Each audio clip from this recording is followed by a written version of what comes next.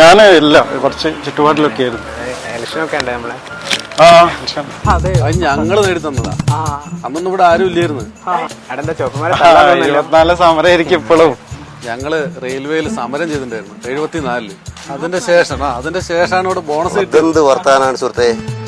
ഈ തൊഴിലാളിക്ക് വേണ്ടി ഇത്ര കാലം പ്രവർത്തിച്ച ഞാൻ ഈ കണ്ടുകൊണ്ടിരിക്കുന്നത് SRS എന്നൊരു സംഘടനയാണ്. നിങ്ങൾ എന്തെങ്കിലും പറയുമ്പോൾ അതിലൊരു എന്തെങ്കിലും ആധികാരികരുണ്ടോ കയ്യിൽ? അല്ല, എങ്ങനെ 74 സമരം റെഡിയാ, പക്ഷെ ബോണസ് വന്നപ്പോഴാ 79 മൊറാർജി സർക്കാർ അതിനെ എതിർത്തു, ബോണസ് തള്ളി. പക്ഷെ അതിനുശേഷം വന്ന ചരൺ സിംഗ് ഗവൺമെന്റ് ആണ് ബോണസിന് അംഗീകാരം നൽകിയത്. നോക്കിതാ, കണ്ടോ ഓർഡർ. പുള്ളിക്ക് കണ്ടാ മനസ്സിലാവൂല, പുള്ളി കാണൂല.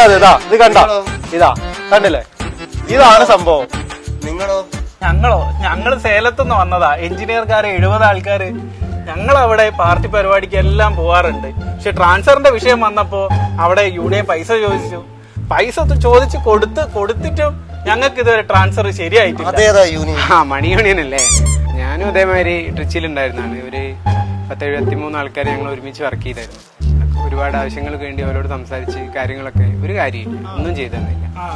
പിന്നെ ലാസ്റ്റ് അവസാനം പിന്നെ അവിടെ ഒരു നല്ല യൂത്തിന്റെ 1-2 ചെക്കന്മാരവിടെ ഉണ്ട്. അപ്പൊ അവരായിട്ട് SRESന്റെ നല്ല സജീവ പ്രവർത്തകർ, അവരൊന്ന് കണ്ട് കാര്യങ്ങൾ പറഞ്ഞ് പെട്ടെന്ന് നമുക്ക് റെഡി ആയി തന്നു.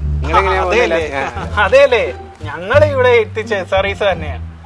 ഞങ്ങൾ അവിടെ 10-70 പേരുണ്ടായിരുന്നു. പണം കൊടുത്തിട്ട് പോലും നടക്കാത്ത കാര്യം അവർ സംസാരിച്ച് ക്ലിയർ ആക്കിയതാണ്. അതെ, ഞങ്ങൾ അംഗീകാരത്തിൽ വന്നാല് OPS എന്തായാലും കൊണ്ടുവരും. എന്തായാലും ഞങ്ങൾ നല്ല പോരാട്ടം നടത്തും.